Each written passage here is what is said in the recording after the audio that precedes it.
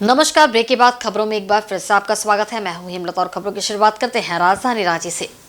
वर्तमान राज्य सरकार के 4 साल पूरे होने पर राजधानी रांची के मोराबादी मैदान में राजकीय कार्यक्रम का आयोजन किया गया, जिसमें राज्य के मुख्यमंत्री सहित कई मंत्री उपस्थित रहे। मौके पर उपस्थित मंत्रियों को प्रतीक चिन्ह देकर सम्मानित भी किया गया। साथ ही कई लघु फिल्मों के द्वारा वर्तमान राज्य सरकार की कार्य और उपलब्धियों को कार्यक्रम के दौरान दिखाया गया एवं लाभुकों के बीच परिसंपत्ति का वितरण भी किया गया। अपने संबोधन में राज्य के मुख्यमंत्री ने कहा कि हमारा 4 साल का सफर काफी चुनौतियों भरा रहा है। इस 4 वर्ष में 2 वर्ष वैश्विक महामारी कोरोना काल काफी चुनौतीपूर्ण रहा, जिसका हमारी सरकार ने काफी सजगता से सामना करते हुए राज्य के लोगों के लिए हर संभव प्रयास कर कार्य किया और राज्य में कोरोना काल के समय अफरा तफरी का माहौल उत्पन्न नहीं होने दिया। पूरा देश दुनिया कोरोना के चपेट में था। कई राज्य में तो इस तरीके की हालत बिगड़ गई कि वहां लोगों की इस तरीके से जाने लगी कि मानो जानवर मर रहा हो। कई राज्यों में तो लोगों के लिए जलाने की लकड़ी खत्म हो गए, दफन करने के लिए मिट्टी कम पड़ गया। वही बूढ़े बुजुर्गों की बेबसी, असहाय लोगों का भटकना, धीरे धीरे इस राज्य से लोगों का पलायन करना। लाखों की संख्या में राज्य से लोग बाहर पलायन करते हैं मजदूरी करने के लिए। गांव देहात से जुड़े हुए और राशन डीलर सब जो लोग यहाँ पर, इन डीलरों का कई मांग तो हम पहले भी कुछ छात्रों का पूरा किया और आपको हम बताना चाहेंगे कि आपके डीलर कमीशन को भी बढ़ाने की हम तैयारी कर रहे हैं। बहुत जल्द डीलरों की भी कमीशन बढ़ेगी। महिला सशक्तिकरण पर हम लोग की जो महिला समूह की जो दीदियां है, इन लोगों ने, जो हमारे पूर्व की सरकारों ने 20 वर्ष में मात्र 6,000 करोड़ रुपया महिला दीदी के बीच में बांटा। लगभग उसमें उससे कम बेसी बांटा, उससे अधिक नहीं। लेकिन हमारी सरकार बनने के बाद इन महिला दीदियों के बीच में 4 साल के अंदर 8,000 करोड़ से अधिक रुपया का वितरण हमने किया। इधर भाजपा ने आज हेमंत सोरेन सरकार के 4 वर्षों के कार्यकाल पूरा होने पर जश्न मनाने पर जोरदार हमला बोला। भाजपा प्रदेश प्रवक्ता प्रतुल शाहदेव ने इस दौरान हेमंत सरकार की विफलताएं गिनाई। भाजपा प्रदेश प्रवक्ता प्रतुल शाहदेव ने कहा कि जिस तरह से प्रदेश में महिला उत्पीड़न की घटना बढ़ी है, नौकरी मांगने पर युवाओं के ऊपर लाठीचार्ज, हक मांगने वालों को पीटा गया, झूठे केस में जेल भेजा गया, जिस तरह से 20 लाख नौकरियां देने का वादा करने वाली सरकार हर मोर्चे पर विफल दिख रही है। कानून व्यवस्था पूरी तरह से ध्वस्त हो चुकी है। राज्य में बलात्कार, हत्या एवं अपराध रिकॉर्ड छू रही है। ऐसा रिकॉर्ड की झारखंड को शर्मसार कर रही है। उन्होंने कहा कि 32 लाख किसानों का लोन माफी करने का वादा झूठा साबित हुआ। पूरे प्रदेश में सरकार के भ्रष्ट आचरण के कारण आदिवासी मूलवासियों के चेहरे में निराशा छाई हुई है। फिर किस बात का जश्न मनाया जा रहा है? भाजपा प्रवक्ता ने कहा कि आप जिस आदिवासी मूलवासियों को हक देने की बात कह रहे हैं, उसे ही लाठी डंडों से पीटा जा रहा है। संगीन के साए में मन रहा ये जश्न क्या औचित्य है? प्रदेश अध्यक्ष एवं पूर्व मुख्यमंत्री बाबूलाल मरांडी ने राज्यपाल से मिलकर कहा था कि अब हेमंत सोरेन के ऊपर कार्रवाई करने का वक्त आ गया है, क्योंकि एक मुख्यमंत्री कानून से भागता फिर रहा है। इसलिए राज्य की जनता ने इसे भगौड़ेपन के लिए दोषी मान लिया है। होटवार जेल में जेल मैनुअल लागू नहीं था, लेकिन निशांत बेसरा ने जैसे ही जेल मैनुअल लागू किया, उसका ट्रांसफर कर दिया गया।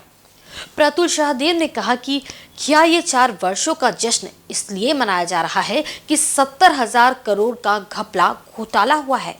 जश्न क्या इसलिए मनाया जा रहा है कि रिकॉर्ड संख्या में ट्रांसफर पोस्टिंग हुई? जश्न क्या इसलिए भी मनाया जा रहा है कि जितनी बिचौलियों ने आपकी सरकार को चलाया वैसा कभी नहीं हुआ। जिस तरह से राज्य में वातावरण है उससे कानून व्यवस्था का राज ही अस्त व्यस्त हो गया है। ईडी ने करप्शन के केस में मुख्यमंत्री जी को 6 बार सम्मन दिया, लेकिन वो चाहते नहीं हैं और हर एक बार थोथी दलील देते हैं, कभी किसी केस का बहाना देते हैं जो एक्चुअली एग्जिस्ट ही नहीं कर रहा डिफेक्ट होने के कारण। तो मुख्यमंत्री जी जब खुद कानून का पालन नहीं कर रहे हैं, लेकिन उसके बाद भी वो प्रदेश की जनता से ये एक्सपेक्ट करते हैं कि वो कानून का पालन करें, तो ये बड़ी हास्यास्पद स्थिति है। हमें लगता है कि पूरी जो संवैधानिक मशीनरी है ये कोलैप्स कर गई। और हमारे पूर्व मुख्यमंत्री प्रदेश अध्यक्ष बाबूलाल मरांडी जी ने तो पहले भी कहा था राज्यपाल जी से मिलकर कि अब कार्रवाई करने का समय आ गया, क्योंकि जब एक मुख्यमंत्री कानून से भागता फिर रहा है तो भाई भले ही उसे कानून ने दोषी नहीं माना हो, लेकिन जनता ने इस भगोड़ेपन के कारण उन्हें दोषी मान लिया है। अब और ये सरकार ऐसी सरकार है जहां ईमानदार अफसरों की कभी पूछ नहीं रहती। अब आप देखें, आपको याद होगा कि जिस समय लोहरदगा में राइट्स हुआ था सरकार बनने के चंद महीने बाद, तो उस समय विजिलेंस के डीएसपी थे, उन्होंने रिपोर्ट दी थी कि इस राइट्स के पीछे रोहिंग्या मुसलमानों का हाथ है।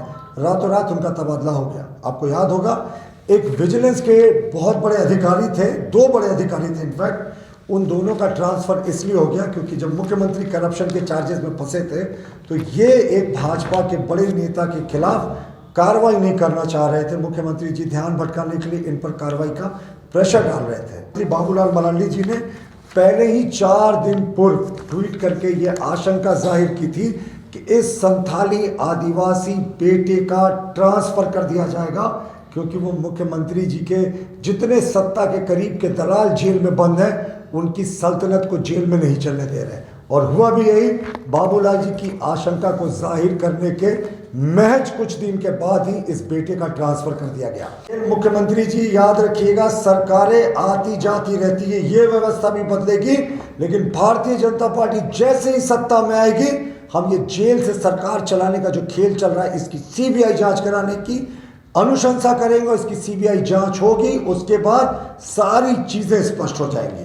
और देखिए, जेल मैनुअल बिल्कुल लागू नहीं था। निशांत बेसरा ने जेल मैनुअल लागू करने की कोशिश की तो उनके साथ क्या हुआ, ये किसी से छिपा हुआ नहीं है। और इसी जेल में एक ऐसे व्यक्ति बंद है जिनको मिनी चीफ मिनिस्टर के रूप में माना जाता है, या कुछ लोग तो उन्हें सुपर चीफ मिनिस्टर भी कहते हैं। तो भाई उनके सेवा और भोगत में कोई खलल हो तो ये मुख्यमंत्री जी को कतई बर्दाश्त नहीं होगा। तो हमारा मानना है कि ये सरकार जो जश्न मना रही है ये छलावा है, प्रदेश में मातम है साहब। आदिवासी मूलवासियों के चेहरे पर मुस्कुराहट लाइए मुख्यमंत्री जी। सिर्फ अपने भ्रष्ट जो चेले चपाटी हैं उनको मुस्कुराकर, भ्रष्टाचार करवाकर आप 4 वर्षों का जो वर्षगांठ मना रहे हैं, ये प्रदेश की जनता के साथ एक भद्दा मजाक है। और अगली बार आपको यही प्रदेश की आदिवासी मूलवासी जनता बाहर का रास्ता दिखाएगी। इधर हेमंत सरकार के बेमिसाल 4 वर्ष पूरे होने पर महागठबंधन ने मूसाबनी में खुशी जाहिर करते हुए लड्डू का वितरण किया। मूसाबनी 1 नंबर स्थित झारखंड मुक्ति मोर्चा कार्यालय में हेमंत सरकार के बेमिसाल 4 वर्ष पूरे होने की खुशी में महागठबंधन के झामुमो और कांग्रेस के कार्यकर्ताओं ने लड्डू बांटे। मौके पर झामुमो केंद्रीय सदस्य कान्हू सामंत, प्रखंड अध्यक्ष प्रधान सोरेन, सचिव सोमाय सोरेन, प्रियनाथ बास्के, कांग्रेस के लक्ष्मण चंद्रबाग, प्रखंड अध्यक्ष संजय शाह आदि उपस्थित थे।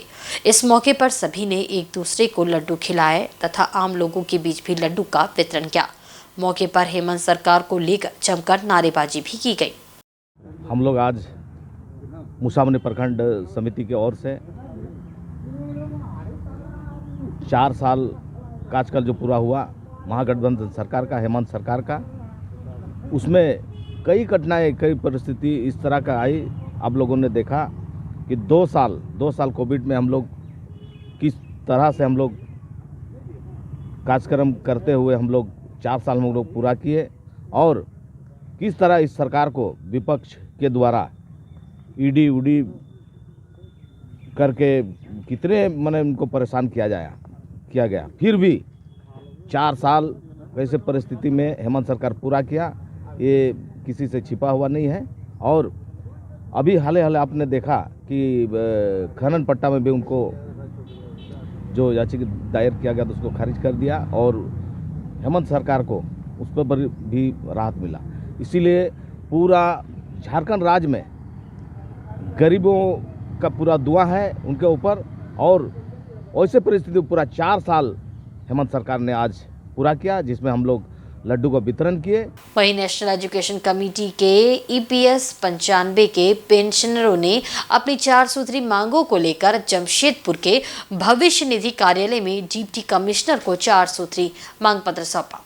कमेटी के सचिव काली पदोसुई ने जानकारी देते हुए बताया कि पूरे देश में 78 लाख पेंशनर है। सभी पेंशनर एम्प्लॉयज पेंशनर स्कीम 95 के अंतर्गत आते हैं, जो 8.5 की दर से भविष्य निधि में पैसा जमा किए हैं, जिसके बदले उन्हें प्रति माह 750 से 4500 रुपये मिलता है, जो आज के महंगाई के अनुसार काफ़ी कम है। जिसे लेकर 4 सूत्री मांग पत्र इन लोगों ने डिप्टी कमिश्नर को सौंपा है।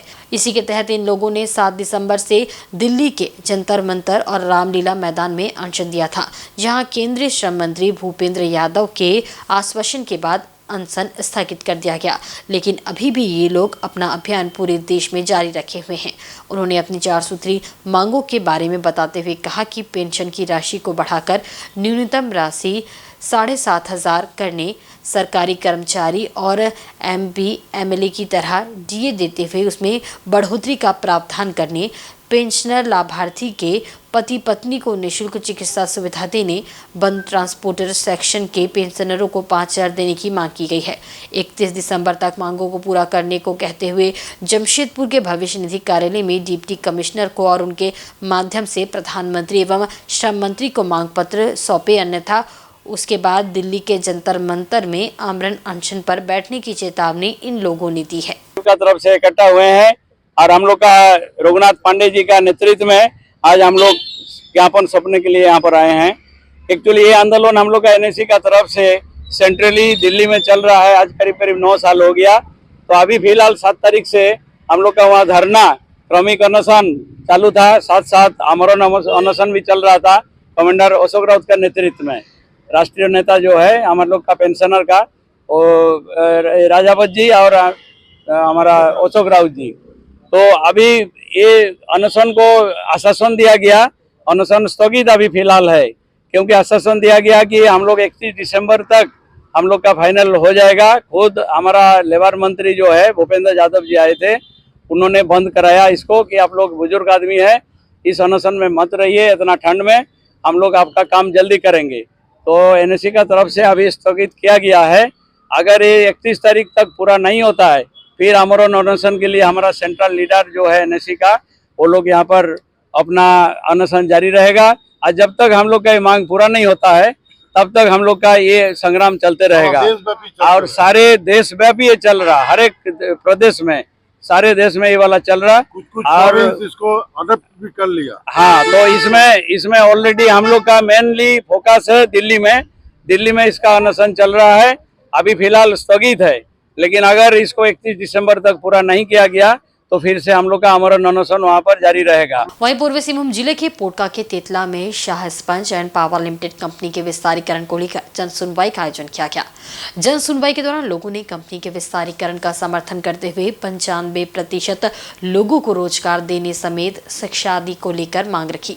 कंपनी के CEO सदानंद झा ने कहा कि कंपनी के विस्तारीकरण से 7,000 लोगों को प्रत्यक्ष रूप से रोजगार मिलेगा।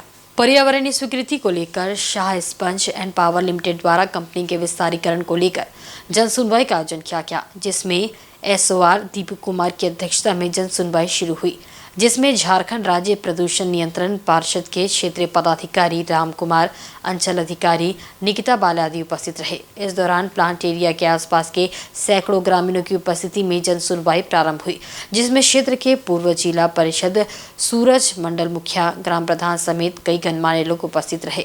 इस दौरान कंपनी ने विस्तारीकरण को लेकर रूपरेखा ग्रामीणों के सामने रखी, जिसके बाद जन सुनवाई प्रारंभ हुई। इस दौरान उपस्थित लोगों में पूर्व जिला परिषद चंद्रावती महतो, पोटका मुखिया पानो सरदार, तेतला मुखिया अमृत मांझी आदि ने अपने पक्ष रखते हुए कहा कि कंपनी का विस्तारीकरण होना चाहिए, साथ ही साथ प्रदूषण पर विशेष ध्यान देने की आवश्यकता है। वहीं कोचिंग सेंटर के माध्यम से छात्र छात्राओं को प्रशिक्षित करने एवं 95% स्थानीय लोगों को रोजगार देने समेत आदि मांगों पर अपना पक्ष रखा। वहीं कंपनी विस्तार का समर्थन करते हुए सभी ने कहा कि कंपनी का विस्तारीकरण होना चाहिए ताकि क्षेत्र के लोगों का रोजगार बढ़े, विकास हो। वहीं कुछ लोगों ने विस्तारीकरण का विरोध किया, जिसमें हरीश सरदार, जयपाल सिंह आदि ने कहा कि प्लांट का विस्तारीकरण नहीं होना चाहिए, प्रदूषण के कारण हम सब परेशान हैं।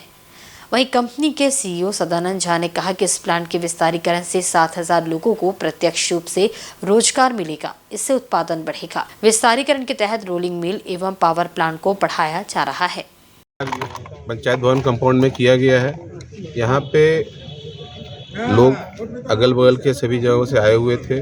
इसमें हमारा जो प्लांट एग्जिस्टिंग जो लेजिस्लेटिव वायलेशंस है उसमें जो एक्सपेंशन है, इसके लिए जन सुनवाई की गई थी। इसमें पहले से और आगे आपको विस्तारीकरण के बाद प्रोडक्शन कैपेसिटी भी बढ़ेगा, लोगों में रोजगार बढ़ेगा, ताकि और अन्य काम साथ के साथ आगे बढ़ेंगे। क्या क्या एक्सटेंशन किया जा रहा है? इसमें भी हमारे यहाँ पे जो प्लानिंग में दिया गया है कि क्लीन बैठेगा, उसके बाद फेरोलाइज है, रोलिंग मिल है, ये सब पावर प्लांट है, ये सब एक्सपेंशन में जाएगा। कितना लोगों को रोजगार मिलेगी सर इस तरह?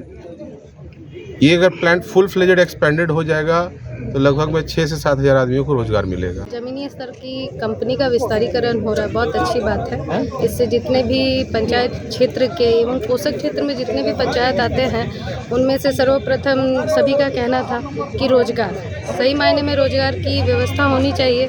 साथ ही साथ में यहाँ पर जो रोड की जो व्यवस्था है उसको भी होना चाहिए। और मैंने तो प्रथम ही मुद्दा रखा था कि शिक्षा पर विशेष ध्यान दिया जाए, क्योंकि शिक्षा एक ऐसा माध्यम है जिसको हासिल करने के बाद में बच्चे कुछ भी उपलब्धि हासिल कर सकते हैं। और रही सवाल जनप्रतिनिधि होने के नाते रोजगार को लेकर जो मांग करनी होगी कंपनी के तहत, हम जैसे जनप्रतिनिधि उस पर मांग रखेंगे। और साथ ही साथ में प्रदूषण नियंत्रण और प्रकृति संरक्षण इन सब चीज़ों में विशेष ध्यान देना चाहिए।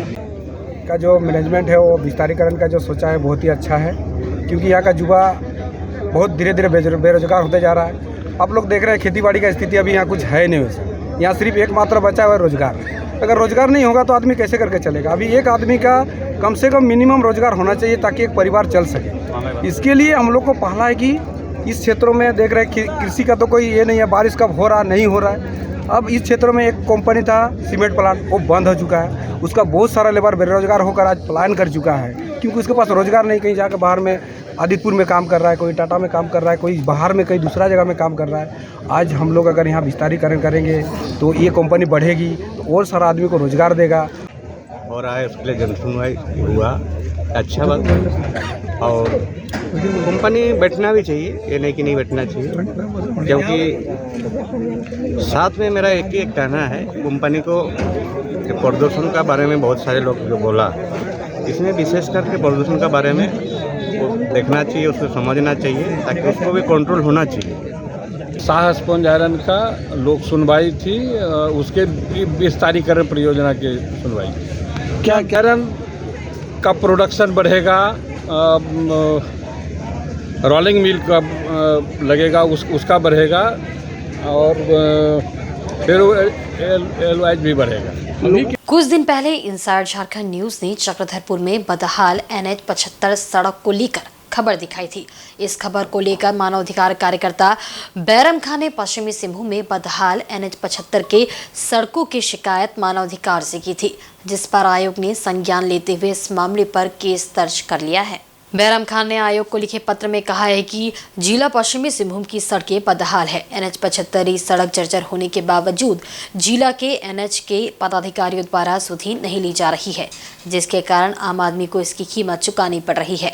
चक्रधरपुर नगर पालिका भी इसी सड़क पर टैक्स उठाने के बावजूद सड़क को दुरुस्त नहीं करती है। यही नहीं, जिला पश्चिमी सिंहभूम में सड़क सुरक्षा समिति के बैठकों में भी जिम्मेदार पदाधिकारी शामिल तक नहीं होते हैं, बैठक से नदारत रहते हैं, जिसके कारण सड़क सुरक्षा समिति का उद्देश्य पूरा नहीं हो पाता है। आयोग से मांग की गई है कि इस गंभीर विषय पर राज्य सरकार व केंद्र सरकार के जिम्मेदार पदाधिकारियों पर संज्ञान लिया जाए, ताकि आम आदमी की जान की रक्षा की जा सके। मालूम रहे कि NH 75 की जर्जर अवस्था को लेकर समाज सेवी सिकंदर जामुदा ने मीडिया का ध्यान आकर्षण कराया था। NH-75 में सड़क खराब होने के कारण लोग रॉन्ग साइड में वाहन चलाने को मजबूर हो रहे हैं।